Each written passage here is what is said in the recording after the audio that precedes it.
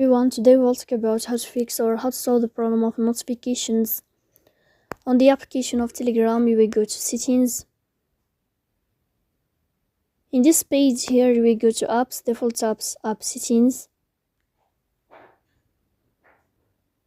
In this page, you will search about the application of Telegram as you see, and you will click here. Then you will click on first stop and you will click OK. Here you will enter to the window of storage.